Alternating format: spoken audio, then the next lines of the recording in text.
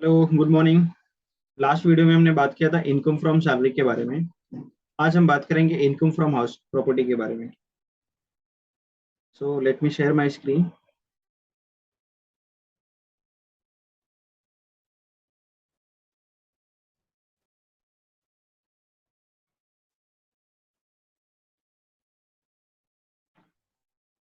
Okay, तो सबसे पहले हम पूछते हैं इनकम टैक्स डिपार्टमेंट से कि वो इनकम फ्रॉम हाउस प्रॉपर्टी के बारे में क्या बोलते हैं।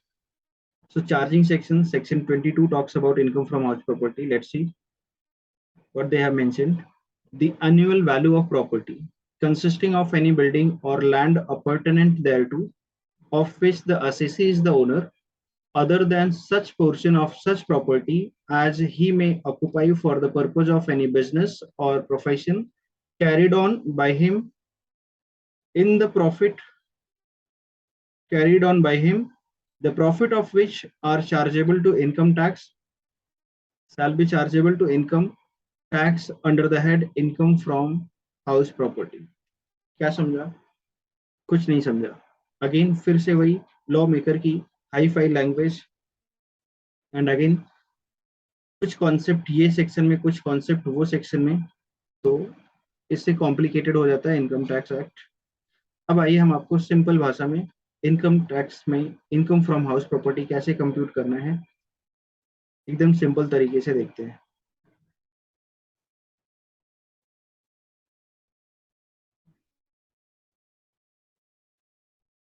So income from house property, rental income को यहाँ पे एनुअल वैल्यू रेफर किया है। सो rental income means annual value is taxable under the head income from house property following two conditions are satisfied. That means हम लोग वो वाली rental income को हाउस प्रॉपर्टी की इनकम मानेंगे अगर दो कंडीशन सेटिस्फाई होगी। Number one, there should be house property. पहली बात तो वो रेंट हाउस प्रॉपर्टी से आनी चाहिए। किसी और एसेट को रेंट पे दिया होगा और उससे रेंट आ रहा है तो उसको यहाँ पे कंसिडर नहीं करेंगे, हाउस प्रॉपर्टी का ही इनकम होना चाहिए। Assessee should be owner of that property, और असेसी उस प्रॉपर्टी का ओनर होना चाहिए। ये दो कंडीशन सेटिस्फाई होगा तो उधर से जो भी रेंटल इनकम आएगा उसको हम लोग income from house property consider करेंगे। बट इसका कंप्यूटेशन करने से पहले हमें टाइप्स ऑफ हाउस प्रॉपर्टी समझना पड़ेगा, बिकॉज कंप्यूटेशन डिफर करेगा based on the nature of house property. कि property is let out, LOP means let out property, तो उधर से जो भी रेंट आएगा वो ऑलवेज टैक्सेबल होगा। बट प्रॉपर्टी सेल्फ ऑक्युपाइड है, लेट आउट नहीं है, सेल्फ ऑक्युपाइड प्रॉपर्टी है and it is use for residence. Self occupied property for residence तो अलग सीन बनेगा, and self occupied property for business है तो अलग सीन बनेगा। पहले बिजनेस की बात करते हैं। अगर सेल्फ ऑक्युपाइड प्रॉपर्टी है और जहां पे हम लोग बिजनेस कर रहे हैं, प्रॉपर्टी हमारा खुद का है, सेल्फ ऑक्युपाई किए हैं, और वहां पे हम कोई बिजनेस एक्टिविटी कर रहे हैं, तो whatever income will be generated from there उसका बिजनेस इनकम में कंप्यूटेशन आएगा थर्ड हेड में इनकम फ्रॉम बिजनेस। तो वहां पे हम लोग इनकम फ्रॉम हाउस प्रॉपर्टी नहीं निकालेंगे, वो जो उस प्रॉपर्टी से बिजनेस एक्टिविटी हो रही तो वहां से जो भी इनकम आएगी वो सब बिजनेस में कंसिडर हो जाएगी। बट सेल्फ ऑक्युपाइड प्रॉपर्टी है रेसिडेंस के लिए, रहने के लिए, हम वहां पे खुद रहते हैं। तो सरकार ने दो प्रॉपर्टी रहने के लिए एक्सेप्ट किया, मतलब दो प्रॉपर्टी तुम्हारे खुद के रहने के लिए है, इससे हमें कोई, हम इससे कोई इनकम एक्सपेक्ट नहीं करते, इसको एग्जेम्प्ट कर रखा है। बट अगर तुम्हारे पास दो से ज्यादा प्रॉपर्टी है तो दो प्रॉपर्टी को तो एग्जाम कर दिया, रिमेनिंग प्रॉपर्टी तुमने इसको लेट आउट नहीं किया है, सेल्फ ऑक्युपाई कर रखा है, फिर भी गवर्नमेंट बोल रही है कि ये डीम्ड लेट आउट प्रॉपर्टी, मतलब तुमने लेट आउट नहीं किया बट हम ऐसा मानते हैं कि ये लेट आउट प्रॉपर्टी, हम इसको लेट आउट की तरह ट्रीट करेंगे और ये टैक्सेबल होगा। सो आपके पास जितनी भी प्रॉपर्टी है उसको आप कैटेगराइज कर लो। अगर आपने उसको रेंट पे दे दिया है तो वो टैक्सेबल होगा, ऑलवेज टैक्सेबल। बट आपने उसको सेल्फ ऑक्युपाई कर रखा है लेकिन बिजनेस कर रहे हैं तो वहां से जो इनकम आएगी उसका कंप्यूटेशन इनकम फ्रॉम बिजनेस में होगा। बट आप सेल्फ ऑक्युपाई प्रॉपर्टी उसको रेसिडेंशियल पर्पज के लिए यूज कर रहे हैं तो दो हाउस प्रॉपर्टी आपका एग्जेम्प्ट हो जाएगा, वो आपके रहने के लिए दो घर काफी है। लेकिन दो से ज्यादा है तो जो रिमेनिंग है हाउस प्रॉपर्टी उसको, although it is not given on rent but it will be deemed to be let out, तो उसको डीएलओपी बोलेंगे और ये टैक्सेबल होगा। यहाँ पे फुल फॉर्म लिख दिया LOP, SOP R, SOP B N, DLOP का। नाउ देखते हैं कंप्यूटेशन कैसे होगा। एक बार आपने आइडेंटिफाई कर लिया नेचर ऑफ हाउस प्रॉपर्टी, अगर वो SOPR है तो उसका कंप्यूटेशन बहुत ही सिंपल होता है। LOP है तो यहाँ पे कुछ अमाउंट्स का कंपैरिजन होता है। DLOP और LOP का कंप्यूटेशन एक जैसे होता है। तो ये भले LOP मतलब एक्चुअल में लेट आउट किया है, DLOP एक्चुअल में लेट आउट नहीं है बट डीम्ड अज्यूम किया है कि लेट आउट है, इन दोनों का कंप्यूटेशन सेम तरीके से होगा, बट SOPR का कंप्यूटेशन एकदम सिंपल है। बट बिफोर दैट हमें ये समझना कि कंप्यूटेशन में हमें क्या वैल्यू कंसिडर करना है, तो एक एक करके समझना बहुत ही सिंपल है। Step by step amount compare करना, आपको आंसर मिल जाएगा। Number one value municipal value. Municipal value means value as per municipal record. हर प्रॉपर्टी का रेंट वैल्यू का म्यूनिसिपल वैल्यू होता है, that means as per municipal record कुछ इसका वैल्यू होता है। And fair rent means rent of similar property in the same locality. Rent of similar property in the same locality, उसको बोल रहे हैं फेयर रेंट। दोनों को कंपेयर करो, म्यूनिसिपल रिकॉर्ड के हिसाब से क्या वैल्यूएशन है एंड फेयर रेंट उसी सिमिलर प्रॉपर्टी का सेम लोकेलिटी में क्या रेंट चल रहा है, दोनों वैल्यू को कंपेयर करो, जो हायर वैल्यू आएगा उसको कंसीडर करो, विच एवर इज हायर। अब इसको स्टैंडर्ड रेंट के साथ कंपेयर करो। Standard rent means maximum rent which can be legally recovered from the tenant, so that is standard rent. इन दोनों में जो लोअर अमाउंट रहेगा उसको पिकअप कर लो, that will become expected rent. पहले दोनों हायर में से आपको अमाउंट सेलेक्ट करना है और ये सारे वैल्यू आपको क्वेश्चन में गिवन होंगे, आपको सिर्फ इसी ऑर्डर में अरेंज करना है। म्यूनिसिपल वैल्यू और फेयर रेंट दोनों में से जो हायर है उसको पिकअप करो, फिर उसके बाद स्टैंडर्ड रेंट के साथ कंपेयर किया इस हायर वैल्यू को, तो इन दोनों में जो लोअर आएगा वो बनेगा एक्सपेक्टेड रेंट। अब इस एक्सपेक्टेड रेंट को एक्चुअल रेंट के साथ कंपेयर कर लो, जो तुम्हारे टेनेंट से एक्चुअल रेंट आया है। एक्सपेक्टेड रेंट और एक्चुअल रेंट में जो हायर है वही बनेगा gross annual value, GAV, gross annual value. From this deduct municipal taxes paid. Municipal taxes जो तुमने लोकल अथॉरिटी को पे किया होगा प्रॉपर्टी टैक्स के नाम से या म्यूनिसिपल टैक्स के नाम से, but it should be paid. जितना पे किया होगा उतना ही माइनस कर सकते हैं, आउटस्टैंडिंग होगा तो नहीं। Municipal taxes should be allowed on paid basis. After this you will get NAV, net annual value. अब इसमें से दो डिडक्शन मिलता है, एक स्टैंडर्ड डिडक्शन 30% ऑफ NAV। ये जो भी NAV का वैल्यू आएगा इसका 30% आप डिडक्शन ले लो, अलाउड है। जैसे इनकम फ्रॉम सैलरी में फ्लैट 50% अलाउड था, यहाँ पे फ्लैट 30% अलाउड है of NAV। And interest on loan, ये जो प्रॉपर्टी से आपको रेंट आ रहा है, सपोज ये प्रॉपर्टी खरीदने के लिए आपने लोन लिया है, उस लोन पे जो भी इंटरेस्ट पे कर रहे हैं वो इंटरेस्ट का डिडक्शन मिलता है, इंटरेस्ट ऑन लोन। ये दोनों डिडक्शन माइनस करने के बाद जो फाइनल आंसर आएगा that will be income from house property, taxable income from house property. पहले हम लोग SOPR को देखते हैं। इसमें सब कुछ आपको नहीं लिखना है क्योंकि सेल्फ ऑक्युपाइड प्रॉपर्टी को गवर्नमेंट एग्जेम्प्ट कर रखा है ना, इस पे कोई टैक्स नहीं लगाने वाले, तो इसका कोई वैल्यू कंसिडर करने का जरूरत नहीं है। राइट, नील नील नील एवरीवेयर, स्टार्ट से लेके स्टैंडर्ड डिडक्शन तक सब कुछ नील। बट इस प्रॉपर्टी के लिए अगर आपने लोन लिया उसका जो इंटरेस्ट पे कर रहे हैं उसका डिडक्शन मिल जाएगा, इंटरेस्ट ऑन लोन का डिडक्शन मिलेगा। ओके, और इस इंटरेस्ट ऑन लोन की कुछ लिमिट है, आगे नोट में एक्सप्लेन करूंगा कितना डिडक्शन मिलता है, बट एक ही डिडक्शन मिलेगा इसमें, सिर्फ इंटरेस्ट ऑन लोन का, बाकी सारा अमाउंट आप नहीं लिखेंगे। सर इसका मतलब SOPR का जो फाइनल आंसर आएगा वो नेगेटिव आएगा, negative income, yes negative income. तो नेगेटिव इनकम आने दो, ये इनकम आपके दूसरे हेड की इनकम से सेट ऑफ हो जाएगी, तो आपकी टैक्स लायबिलिटी रिड्यूस हो जाएगी। मतलब ये पॉइंट SSC की फेवर में जाता है। मतलब यहाँ पे आपकी प्रॉपर्टी का कुछ इनकम नहीं आ रहा है बट इसकी जो इंटरेस्ट पे कर रहा है उसका डिडक्शन मिल रहा है, नेगेटिव इनकम से आपके दूसरे हेड की इनकम को सेट ऑफ करने में हेल्प हो जाएगी। ओके, अब बात करते हैं LOP और DLOP का कंप्यूटेशन सेम है, तो मैं एक ही एक्सप्लेन करूंगा, बाकी का सेम ही रहेगा, डिफरेंस आता नहीं है। सिर्फ एक ही पॉइंट पर डिफरेंस आने वाला है, एक्चुअल रेंट पे। LOP में एक्चुअल रेंट का फिगर आएगा और DLOP में क्योंकि ये प्रॉपर्टी लेट आउट किया ही नहीं है बट गवर्नमेंट अज्यूम करेगी इसको लेट आउट किया है, तो लेट आउट किया ही नहीं तो इसका रेंट आएगा ही नहीं। ओके, देखो सबसे पहले यही स्टेप फॉलो करना है, municipal value and fair rent दोनों में से जो हायर है वो कंसीडर कर लो, फिर इसको स्टैंडर्ड रेंट के साथ कंपेयर कर लो, दोनों में से ये दोनों फिगर में से जो लोअर होगा उसको पिकअप कर लो, एक्चुअल रेंट के साथ कंपेयर कर लो, जो हायर आएगा वो GAV बनेगा, म्यूनिसिपल टैक्स कुछ होगा तो माइनस करो, नेट एनुअल वैल्यू आएगा, इस पे 30% डिडक्शन ले लो, स्टैंडर्ड डिडक्शन, ये जो NAV का वैल्यू आएगा इसी का 30%, और इंटरेस्ट ऑन लोन। LOP में कोई लिमिट नहीं इंटरेस्ट ऑन लोन का, जितना भी लोन पे करा प्रॉपर्टी के लिए लोन लिया है वो सब माइनस हो जाएगा।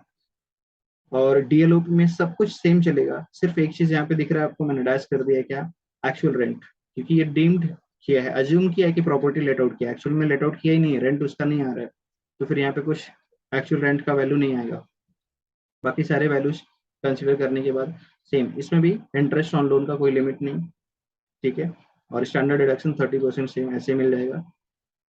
ये जो फाइनल आंसर आएगा तीनों प्रॉपर्टी का ऐड करके, अगर सपोज ये दोनों का पॉजिटिव आ रहा है, इसका नेगेटिव आ रहा है, तो ये नेगेटिव बैलेंस इधर ही से सेट ऑफ हो जाएगा।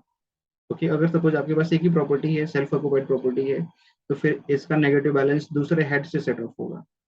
बट दूसरी प्रॉपर्टी भी है और वहां पे कुछ पॉजिटिव इनकम हाउस प्रॉपर्टी आ रहा है, तो ये इधर ही सेट ऑफ हो जाएगा, और जो भी फाइनल आंसर आएगा वो फिर आपके कंप्यूटेशन में टोटल इनकम में चला जाएगा, जहाँ पे हम लोग इनकम फ्रॉम हाउस प्रॉपर्टीज के बाद, सॉरी, इनकम फ्रॉम सैलरी और फिर उसके बाद हाउस प्रॉपर्टी बिजनेस, पांचों हेड का टोटल करते हैं, उसमें चला जाएगा फाइनल।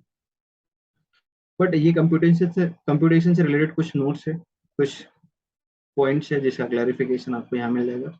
सबसे पहले इंटरेस्ट ऑन लोन को क्लियर करते हैं। अगर प्रॉपर्टी एलओपी है या फिर डीएलओपी है, तो यहाँ पे इंटरेस्ट ऑन लोन का रिडक्शन लेने के लिए कोई लिमिट नहीं है। जितना भी आपने प्रॉपर्टी के लिए लोन लिया है उस पर जो भी इंटरेस्ट पे कर रहा है during the year, whether it is paid और outstanding, allowed. Interest on loan paid हो या आउटस्टैंडिंग हो, अलाउड है, टोटल इंटरेस्ट अलाउड। बट अगर प्रॉपर्टी एसओपी है, सेल्फ ऑक्युपाइड प्रॉपर्टी है, मैक्सिमम 2 एसओपी जो एग्जेम्प्ट होता है, नॉर्मल केस में 30,000 अलाउड होता है, 30,000। बट स्पेशल केस में ये 30,000 का लिमिट 2 लाख बन जाता है, बट वो स्पेशल केस के लिए कुछ कंडीशन सेटिस्फाई करनी पड़ती है। लोन इज टेकन ऑन और आफ्टर 1/4/1999, 99 के बाद, 1/4/99 के बाद लोन लिया है, तो 30 का लिमिट 2 लाख हो जाता है। And loan should be taken for purchase और construction, and construction should be completed within 5 year. अगर ये तीनों कंडीशन सेटिस्फाई हो रही है, तो आपका ये 30,000 का लिमिट जो एसओपी में है वो 2 लाख हो जाएगा maximum, and this 2 lakh is पर ओनर। सपोज प्रॉपर्टी में जॉइंट ओनर है तो फिर ये लिमिट अकॉर्डिंगली बढ़ जाएगा, 2 ओनर है तो ये डबल हो जाएगा, 3 ओनर है तो ट्रिपल हो जाएगा।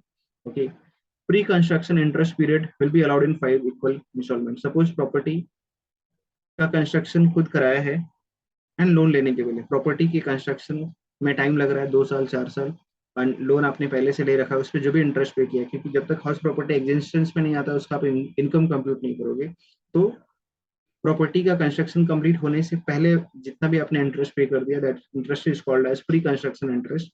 It will be allowed as deduction, but जब प्रॉपर्टी एग्जिस्टेंस में आ जाएगा, जब उसका इनकम कंप्यूट होना शुरू होगा, बट 5 इक्वल इंस्टॉलमेंट में, एक साथ सब नहीं माइनस होगा, 5 इक्वल इंस्टॉलमेंट में। कौन सा इंटरेस्ट? प्री कंस्ट्रक्शन वाला, घर बनने से पहले जो इंटरेस्ट पे हो गया है वो 5 इक्वल इंस्टॉलमेंट में। घर बनने के बाद जो इंटरेस्ट पे होगा एनुअली, जो हर साल का इंटरेस्ट आएगा उसका रिडक्शन मिल जाएगा।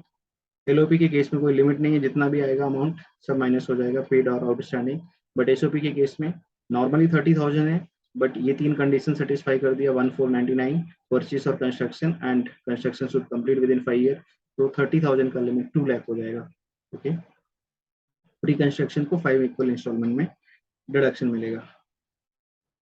Now recovery of unrealise rent और एरियर्स ऑफ रेंट। सपोज आपका रेंट टेनेंट से रिकवर नहीं हो पाया और वो बाद में रिकवर होता है, तो it will be taxable in the year in which it is recovered, whether assessee is owner और नॉट। बिकॉज बिगनिंग में हमने कंडीशन देखा था, assessee should be owner. Suppose आपका प्रॉपर्टी था, आपने रेंट पे दिया था, टेनेंट आपका रेंट नहीं देता है, सपोज 2 मंथ्स 4 मंथ्स का रेंट वो बाकी रख के चला जाता है, आपका रेंट रिकवर नहीं हो पाया, और उसके जाने के बाद आपने वो प्रॉपर्टी बेच दी, now you are not owner of that property, but suppose वो टेनेंट बाद में आपका रेंट जो उसने पहले पे नहीं किया था वो देकर जाता है, तो अभी आपको रेंट रियलाइज हो गया, रिकवर हो गया, तो ये टैक्सेबल कौन से हेड में होगा? तो इनकम फ्रॉम हाउस प्रॉपर्टी में ही होगा, although you are not owner of that property in that previous year, जिस ईयर में आपको ये अमाउंट रिकवर हुआ है। But taxable value will be the 70% of recovery, because 30%, अगर नॉर्मल प्रोसेस में इनकम आता है तो 30% अपने को स्टैंडर्ड डिडक्शन मिलता है ना, तो जो भी अमाउंट रिकवर हुआ है उसमें से 30% डिडक्शन कंसिडर करके 70% वैल्यू पे ही टैक्स लगेगा। So whatever amount received, वापस से हम लोग इसको भी fair value municipal rent higher lower नहीं करेंगे, जो भी अमाउंट रिकवर हुआ है उसका डायरेक्ट 70% कंसिडर कर लो, that will be the taxable value. Now if property is partly let out, that means property का कुछ पोर्शन हमने सेल्फ ऑक्युपाई किया है और कुछ लेट आउट किया है। अब इसमें टाइम वाइज हो सकता है या फिर एरिया वाइज हो सकता है। टाइम वाइज मतलब पूरे साल में कुछ महीने हमने उस प्रॉपर्टी को खुद यूज किया है, उसके बाद हमने रेंट पे दे दिया, या पहले से रेंट पे चल रहा था, टेनेंट खाली कर दिया, अब ईयर के कुछ मंथ हमने उसको सेल्फ ऑक्युपाई कर रखा है। सो time wise LOP for part of year and SOP for self occupied property for part of year. अगर ऐसा है तो आप इसको एलओपी की तरह ही ट्रीट करोगे। दैट मीन्स पूरे साल में अगर प्रॉपर्टी एक दिन के लिए भी रेंट पे चली गई तो उस प्रॉपर्टी का नेचर एलओपी बन गया, इसको एलओपी की तरह सॉल्व करना है। दैट मीन्स पूरा टेबल स्टार्टिंग से fair value, municipal value, fair rent, higher lower करके जाना है। बट एक्चुअल रेंट जितने मंथ्स के लिए तुमने लेट आउट किया रहेगा वही लेना, बिकॉज सपोज 6 मंथ एलओपी था, 6 मंथ एसओपी था, तो एक्चुअल रेंट तो 6 मंथ का ही आएगा, बस इतना ही फर्क पड़ेगा। अदरवाइज इसको पूरी तरह से एलओपी की तरह ट्रीट करना, टाइम वाइज है तो। ओके। बट अगर एरिया वाइज है, प्रॉपर्टी का कुछ पोर्शन तुमने सेल्फ ऑक्युपाई कर रखा है ड्यूरिंग द ईयर पूरे साल, एंड कुछ पोर्शन तुमने लेट आउट कर रखा है। ओके, यहाँ पे टाइम वाइज नहीं कि कुछ महीने हम यूज कर रहे हैं फिर वही पोर्शन कुछ महीने टेनेंट को दिया है, ऐसा नहीं है। यहाँ पे प्रॉपर्टी का कुछ हिस्सा हमने खुद यूज किया है और कुछ पोर्शन लेट आउट कर दिया है। तो फिर हम लोग यहाँ पे 2 कॉलम बना देंगे। जो पोर्शन हमने खुद यूज किया है, सम एरिया जो खुद यूज किया है, उसको हम लोग एसओपी की तरह ट्रीट करेंगे, और जो लेट आउट कर दिया उसको एलओपी की तरह ट्रीट करेंगे। सिंपल। फिर ये पहले जैसा हो जाएगा, तो प्रॉपर्टी को डिवाइड कर दो। बट प्रॉब्लम क्या होगा, इसमें उस प्रॉपर्टी का म्यूनिसिपल वैल्यू एक ही होगा, उसका फेयर रेंट एक ही होगा, स्टैंडर्ड रेंट एक ही होगा। तो सारे वैल्यू को डिवाइड करना है, सारे वैल्यू को डिवाइड करना है। और डिवाइड करने के लिए रेशियो क्या यूज करोगे, एरिया। एरिया का रेशियो कितना पोर्शन, सपोज 50-50 है कि 60-40 है, 70-30 है, 20-80 है, वट एवर जो भी एरिया का रेशियो होगा सेल्फ ऑक्युपाइड और लेट आउट का, उस रेशियो में सारा अमाउंट डिवाइड करोगे एक्सेप्ट वन। सिर्फ एक अमाउंट डिवाइड नहीं होगा, कौन सा, actual rent. Because actual rent तो जो पोर्शन लेट आउट किया है उसका ही आएगा ना, सेल्फ ऑक्युपाइड पोर्शन का रेंट थोड़ी आएगा, वो तो तुम खुद ऑक्युपाई कर रहे हो। सो एक्चुअल रेंट जो भी क्वेश्चन में दिया रहेगा उसको एलओपी वाले कॉलम में डालना। बाकी जितना भी अमाउंट होगा, फेयर वैल्यू, म्यूनसिपल रेंट, सबको डिवाइड करना है किसमें, एरिया के रेशियो में। Okay. Then next point, composite rent. Composite rent मतलब प्रॉपर्टी के साथ साथ हमने दूसरे एसेट भी रेंट पे दिए। ओके। तो प्रॉपर्टी का अगर रेंट आ रहा है, सपोज प्रॉपर्टी के साथ हमने मशीन भी रेंट पे दे दिया है, फर्नीचर भी रेंट पे दे दिया है, और दूसरी चीजें और दूसरे इक्विपमेंट्स रेंट पे दे दिया है। सो प्रॉपर्टी, हाउस प्रॉपर्टी के साथ साथ अदर एसेट्स भी रेंट पे दिया है। बट अगर आपके एग्रीमेंट सेपरेबल है, दैट मीन्स हाउस प्रॉपर्टी का रेंट एग्रीमेंट अलग बनाया है, दूसरे एसेट्स का रेंट एग्रीमेंट अलग है, एग्रीमेंट सेपरेबल है, तो फिर जो हाउस प्रॉपर्टी का रेंट है वो इनकम फ्रॉम हाउस प्रॉपर्टी में आ जाएगा। अदर एसेट का या तो बिजनेस या तो अदर सोर्सेज। कब बिजनेस होगा, जब आपका वो मेन ऑक्यूपेशन ही होगा लोगों को रेंट पे देने का, तो इनकम फ्रॉम बिजनेस हो जाएगा। बट ये मेन प्रोफेशन नहीं है तुम्हारा, ट्रांजेक्शन आइसोलेशन में हुआ है, तो फिर ये इनकम फ्रॉम अदर सोर्सेज में चला जाएगा। बट एग्रीमेंट सेपरेबल नहीं है, तुमने प्रॉपर्टी के साथ साथ दूसरे एसेट्स भी रेंट पे दिए हैं, बट सब कंपोजिट रेंट आ रहा है, उसका कुछ ब्रेकअप नहीं है कि किस का कितना रेंट है, सेपरेट एग्रीमेंट नहीं बना है। तो फिर आप इसको taxable as income from business या फिर इनकम फ्रॉम अदर सोर्सेज में लेके जाओगे। ज्वाइंट ओनरशिप, एक प्रॉपर्टी की एक से ज्यादा ओनर है, is it possible, yes it is possible. एक ही प्रॉपर्टी 2-3 लोगों के नाम पे रजिस्टर्ड है, तो ज्वाइंट ओनरशिप या फिर इसको को ओनरशिप बोलते हैं। इसमें क्या करना है, कुछ नहीं करना है, इसको नॉर्मल कैलकुलेशन में जैसे नॉर्मल एसओपी, डीएलओपी या एलओपी कैलकुलेट करते हैं वैसे ही करना है। बट जो फाइनल आंसर आएगा, फाइनल इनकम आएगा इस प्रॉपर्टी का, उसको ओनर्स के ज्वाइंट उनके ओनरशिप रेशियो में डिस्ट्रीब्यूट कर देंगे। फाइनल आंसर को जितने भी इसमें ओनर होंगे इस प्रॉपर्टी के, उनके ओनरशिप के रेशियो में, इक्वल ओनर होंगे तो इक्वली डिवाइड करेंगे, अगर कुछ रेशियो दिया रहेगा तो रेशियो में डिवाइड कर देंगे। Income from house property will be calculated normally, thereafter it will be divided amongst the co-owners in the ratio of ownership. हाँ, एक चीज है इसमें, इंटरेस्ट ऑन लोन का लिमिट पर ओनर होगा।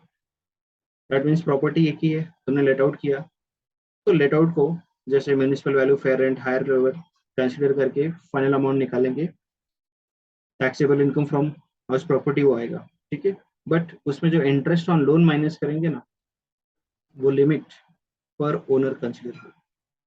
जैसे वो सेल्फ ऑक्युपाइड प्रॉपर्टी है, सेल्फ ऑक्युपाइड प्रॉपर्टी है, तो उसमें इंटरेस्ट ऑन लोन का लिमिट नॉर्मल केस में 30,000 एंड 3 कंडीशन सेटिस्फाई होने पे 2 लाख रुपए हो जाता है। 2 ओनर है तो वो 4 लाख हो जाएगा, 3 ओनर है तो 6 लाख हो जाएगा, ऐसा। तो वो लिमिट पर ओनर कंसिडर करना। एलओपी डीएलओपी की केस में टोटल इंटरेस्ट अलाउड, उसमें तो कोई लिमिट ही नहीं होता, जितना प्रॉपर्टी के लिए जितना लोन लिया है उसका जो भी इंटरेस्ट पे कर रहे हो सब अलाउड है। बट अगर वो सेल्फ ऑक्युपाइड प्रॉपर्टी निकला तो उसमें 30 और 2 लाख का लिमिट पर ओनर अप्लीकेबल होगा, मतलब into number of owners multiply करके टोटल लिमिट निकलेगा। और एक पॉइंट है, last point of first property, deemed owner. Deemed owner means you are not the actual owner of the property, but for taxation purpose government assumes you as the owner of property. Legal owner कोई और है, but government आपको deemed owner, जबरदस्ती का owner बना रही है for taxation purpose. किस सिचुएशन में ऐसा होता है? These are called exceptions. देखना जरा। Point number 1, if any individual transfer any house property to his her spouse for low consideration or no consideration, then such individual is treated as deemed owner of such property. देखो क्या होता है, कुछ लोग tax बचाने के लिए क्या करते हैं, सपोज कोई पर्सन है जिसकी इनकम फ्रॉम सैलरी भी आ रही है, उसका बिजनेस भी है और उसने अपनी प्रॉपर्टी को भी रेंट पे दे रखा है, तो हाउस प्रॉपर्टी का जो इनकम आ रहा है वो भी उसकी टोटल इनकम में ऐड हो जाएगा। अप टू 5 लाख इनकम, पूरे साल की इनकम अगर अप टू 5 लाख है तो टैक्स लायबिलिटी जीरो आता है। तो सपोज किसी का ऑलरेडी उसका सैलरी इनकम या बिजनेस इनकम 5 लाख तक आ रहा है और उसने प्रॉपर्टी भी रेंट पे दे रखा है, तो जो रेंट आएगा वो 5 लाख के ऊपर जाएगा, उस पर ऊपर टैक्स लायबिलिटी आ जाएगा उसको। इस टैक्स लायबिलिटी से बचने के लिए उसने क्या किया, प्रॉपर्टी जो उसके नाम पे था उसने ट्रांसफर कर दिया अपने स्पाउस के नाम पे। स्पाउस मतलब husband wife. For no consideration और लो कंसिडरेशन, मतलब बिना कंसिडरेशन के प्रॉपर्टी ट्रांसफर किया है, गिफ्ट दे दिया ऐसे समझो, या फिर कंसिडरेशन लिया भी तो बहुत नॉमिनल अमाउंट लिया है, नाम के लिए लिया है। अब इससे क्या होगा, उस प्रॉपर्टी का जो रेंट आएगा वो स्पाउस के इनकम में चला जाएगा, तो ये बेसिक एग्जेम्पशन लिमिट के अंदर आ जाएगा। तो इसने अपनी टैक्स लायबिलिटी बचाने के लिए प्रॉपर्टी ट्रांसफर की। गवर्नमेंट ये चाल समझती है, तो गवर्नमेंट को पता है कि तुमने अपना टैक्स लायबिलिटी बचाने के लिए ऐसा ट्रांसफर किया है, तो इस ट्रांसफर को लोग ट्रांसफर नहीं मानते। मतलब ऑन रिकॉर्ड अब लीगल ओनर कोई और बन गया, तुम्हारे स्पाउस को तुमने लीगल ओनर बना दिया, बट फॉर टैक्सेशन पर्पज तुमको ही ओनर माना जाएगा। माना जाएगा, तुम एक्चुअल में हो नहीं, माना जाएगा, इसलिए बोल रहा है डीम्ड ओनर। ठीक। एक्सेप्शन है इस पॉइंट का, if transfer is in connection with agreement to live apart. जैसे किसी का डिवोर्स वगैरह हो गया है और वो समझो हस्बैंड ने वाइफ को प्रॉपर्टी दी है सेपरेट रहने के लिए, कुछ एग्रीमेंट ऐसा हुआ है, तो फिर ऐसे केस में डीम्ड ओनरशिप का कॉन्सेप्ट अप्लाई नहीं होगा। Point number 2, if any individual transfer any house property to minor child other than minor married daughter for without consideration or inadequate consideration, then such individual is treated as deemed owner. जैसे यहाँ पे बोला था spouse को transfer किया है, ऐसे कोई पर्सन अपने माइनर चाइल्ड को ट्रांसफर कर सकता है असेट, सो दैट वो लीगल रिकॉर्ड में बताए कि मेरा प्रॉपर्टी नहीं है, तो इसका जो टैक्स का, इसका जो रेंटल इनकम आ रहा है उसकी इनकम में ऐड नहीं होगा। बट गवर्नमेंट समझती है तुमने प्रॉपर्टी अपने चाइल्ड के नाम पर ट्रांसफर किया है टैक्स बचाने के लिए, तो गवर्नमेंट तुमको डीम्ड ओनर कंसिडर करेगी और उसका जो भी रेंटल इनकम आएगा तुम्हारी इनकम में ऐड होगा। बट अगर माइनर मैरिड डॉटर को ट्रांसफर किया प्रॉपर्टी तो डीमिंग प्रोविजन अप्लाई नहीं होगा, मतलब फिर यहाँ पे तुमको डीम्ड ओनर नहीं माना जाएगा। माइनर मैरिड डॉटर को ट्रांसफर किया और किसी चाइल्ड को ट्रांसफर कर दिया जो माइनर है, तो फिर वो तुम्हारे इनकम में ऐड होगा, तुमको डीम्ड ओनर बनाया जाएगा। थर्ड पॉइंट है, in case of cooperative society shareholder are is treated as deemed owner of the such property. जो कोऑपरेटिव हाउसिंग सोसाइटी होती है, तो ऑल्दो प्रॉपर्टी रजिस्टर्ड हो जाती है सोसाइटी में, सोसाइटी रजिस्टर्ड हो जाती है तो बिल्डिंग सोसाइटी की बन गई, बट इसके अंदर जो मेंबर है, शेयर होल्डर है, मेंबर है, उनका जो फ्लैट है उसका ओनर वही है। For taxation purpose they are deemed owner and holder of an impartible estate. कुछ प्रॉपर्टी ऐसी है जिसका डिवीजन पार्टीशन नहीं हो सकता है। फॉर एग्जांपल एक फैमिली है जिसमें 3 या 4 भाई है और उस फैमिली में पार्टीशन हो गया, तो सारा प्रॉपर्टी डिस्ट्रीब्यूट हो गया, सब में डिवाइड हो गया, बट उस प्रॉपर्टी में एक ऐसा एसेट है जिसको डिस्ट्रीब्यूट नहीं किया जा सकता। फॉर एग्जांपल टेम्पल, टेम्पल है, अब उसका पार्टीशन पॉसिबल नहीं है, तो वो टेम्पल किसी एक पर्सन के पोजीशन में रहेगा, ऑल्दो उसके ओनर सब लोग हैं, लेकिन जिसके पोजीशन में है उस पर्सन को डीम्ड ओनर माना जाएगा for taxation purpose. So holder of impartible estate. So this is all about income from house property.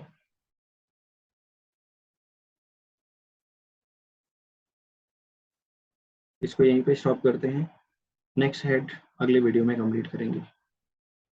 Bye bye, take care.